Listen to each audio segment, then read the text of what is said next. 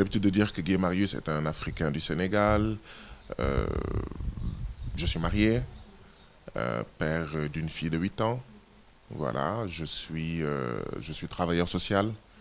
Euh, je travaille pour l'État du Sénégal dans le ministère de la Santé et de l'Action sociale.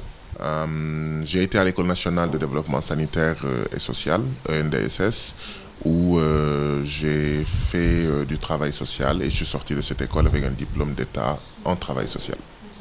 Quand j'avais 11 ans, j'avais un oncle qui était membre d'une organisation de gauche révolutionnaire qui avait l'habitude de ramener les journaux de son organisation, des livres dans une perspective de transformation sociale. Et donc j'ai baigné dans cette ambiance où je lisais du Georges Amado, du Karl Marx, du Lénine, du Engels. Où je lisais de la littérature de Sénégalais qui étaient en fait des révolutionnaires. Et donc oui, finalement j'ai adhéré à cette organisation. J'ai été membre d'un comité d'organisation d'un journal dénommé Khaloui, qui veut dire la braise. Petit à petit, voilà, ça m'a marqué. Et donc ça a forgé fondamentalement le Guy Marius que vous voyez aujourd'hui, parce que cette littérature et ces organisations dans lesquelles j'ai baigné dès ma plus tendre enfance, en fait, parlent de la nécessité de la transformation de l'Afrique et du Sénégal. Donc, parlent de l'oppression des classes, parlent de l'oppression des peuples. Et c'est certainement de là d'où m'est venue mon incapacité à rester inerte devant l'injustice, mais vraiment toute injustice. Alors historiquement, mon père, il est originaire de Ziguinchor,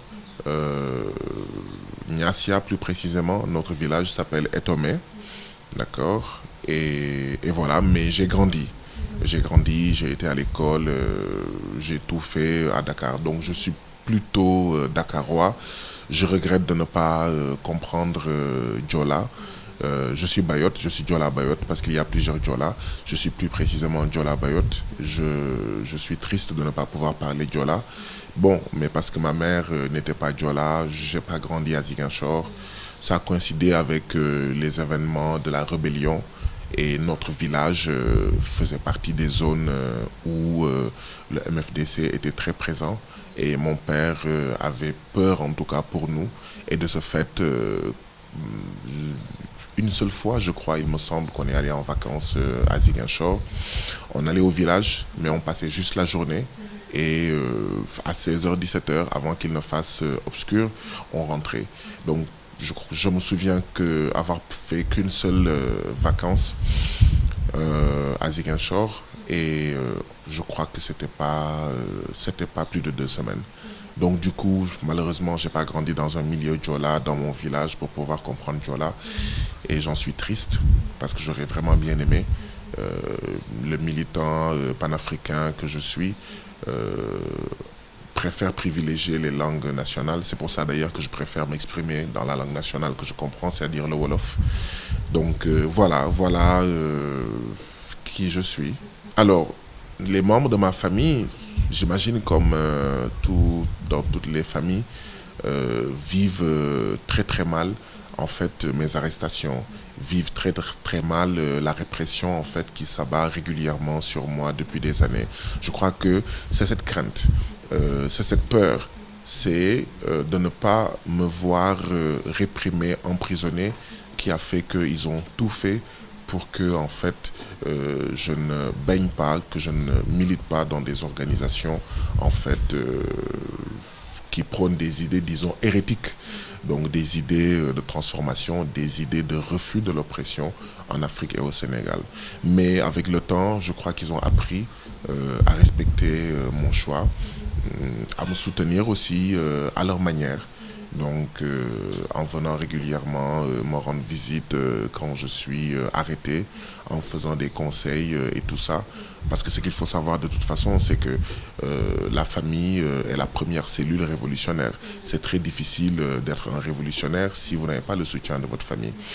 Donc, voilà, et oui, ma famille souffre beaucoup de ce qui se passe, mais je crois qu'elle a fini par comprendre que j'ai fait une option, j'ai fait un choix, et ce choix-là n'est pas négociable parce que c'est un choix d'amour, d'amour pour eux.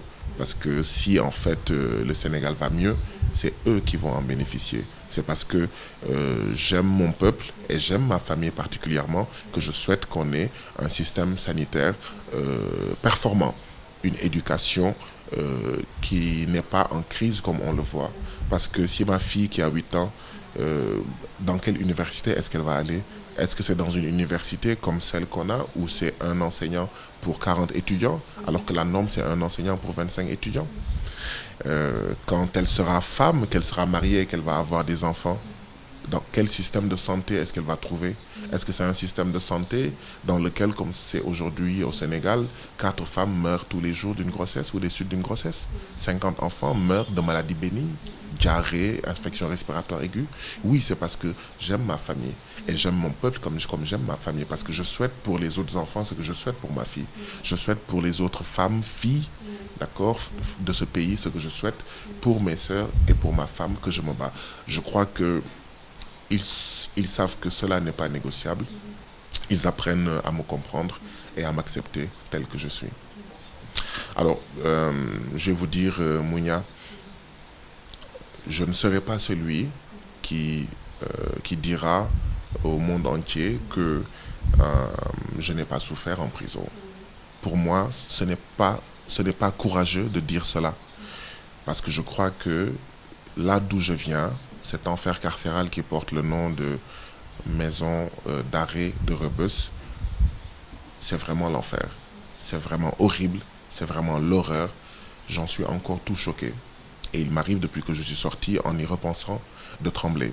Je ne dirai pas que je n'ai pas souffert. J'ai énormément souffert. Pour moi, le courage, c'est de dire que malgré la souffrance que j'ai vécue là-bas pendant 28 jours, malgré la souffrance que je continue encore à vivre, je me réveille brusquement la nuit en repensant à l'horreur de là-bas. Donc je continue à souffrir, malgré cette souffrance-là, malgré ce que j'y ai vécu, mais je continuerai à me battre. Et au besoin, si les oppresseurs de ce pays pensent que pour m'arrêter, il faut encore m'y remettre, oui, je l'accepterai, oui, je ferai face. Mais j'ai énormément souffert. Souffert d'abord de l'absence de liberté, parce que c'est dur quand même d'avoir ces habitudes et de ne pas pouvoir pendant 30 jours les vivre. C'est très très dur. On parle en prison en général ou à Rebeuss en particulier. Quand j'y réfléchissais, je me disais qu'il y a certainement le syndrome du nouveau prisonnier. Les premiers jours doivent être très très durs. Même les prisonniers, mes co-détenus me disaient qu'en général, ceux qui arrivent à Rebeuss, les premiers jours, ils tombent malades. Bon, moi j'ai eu la chance, je ne suis pas tombé malade, mais j'ai eu mal. Mal dans la tête. Mal parce que, voilà, mes amis, ma famille, mon épouse, ma fille, je suis resté 30 jours sans l'entendre. Donc voilà, j'avais l'habitude de faire certaines choses. J'étais sur des projets, d'accord, sur des projets de lutte, sur des projets d'écriture. Je n'ai pas pu les faire. Je n'étais plus libre, d'accord. Mais aussi et surtout, ma plus grande souffrance, c'était surtout de voir ceux qui m'entouraient, de voir leur souffrance, de voir qu'en réalité, Rebeuss, c'est le naufrage de l'humanité. Je dis bien naufrage. Naufrage pour dire que Rebeuss est un bateau. Et que, ou plutôt, si Rebeuss avait été un bateau, il y a longtemps, d'accord, qu'il aurait chaviré. Parce que construite pour 800 personnes, elle en compte aujourd'hui près de 3000. Donc si Rebeuss avait été un bateau, elle aurait coulé plus vite que le bateau de Jola. Mais il y a quand même un naufrage de l'humanité. Comme Rebeuss est sur la terre ferme, Rebeuss ne chavire pas, mais les êtres humains qui sont là-bas sont des naufragés, chavirent. Parce que, allez, empiler comme cela se fait là-bas, des êtres humains au nombre de près de 300 dans des pièces qui ne devraient en contenir que 50, c'est le naufrage de l'humanité. Imposer à ces êtres humains, parce qu'il n'y a pas suffisamment de place dans ces chambres, de rester des mois sans se coucher, c'est le naufrage de l'humanité.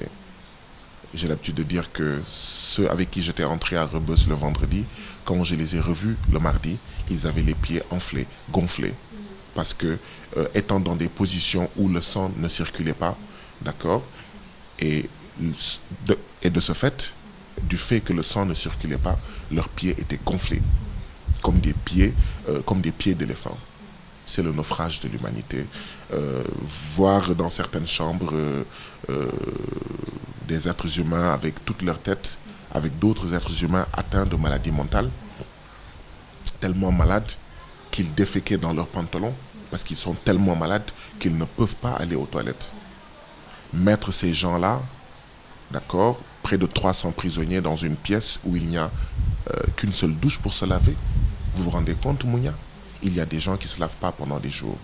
Il y a des gens dont le secteur et la chambre est reconnaissable à l'odeur qu'il dégage, l'odeur nauséabonde qu'il dégage à 3 mètres de vous. C'est par pudeur que vous ne vous tenez pas les narines. Parce que c'est une odeur, mais qui vous gifle au visage. Et ils sont nombreux à Rebeuss. Des êtres humains qui puent de cette inhumanité, de ce traitement inhumain et dégradant qui est fait, d'accord, à des êtres humains qui sont sénégalais, qui sont africains, qui sont d'autres nationalités. Je suis encore sous le choc. Ces 28 jours ont été 28 jours de souffrance pour moi. Chaque seconde était une souffrance pour moi. Parce que je ne pouvais pas comprendre que des êtres humains puissent rester 8 ans sans être jugés. Les longues détentions sont tout simplement scandaleuses. Une infirmerie dans laquelle il n'y a que paracétamol et antibiotiques. Vous vous rendez compte?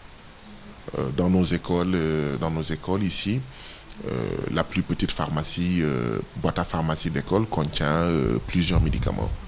À l'infirmerie de Rebeuss, il n'y a que paracétamol et antibiotiques.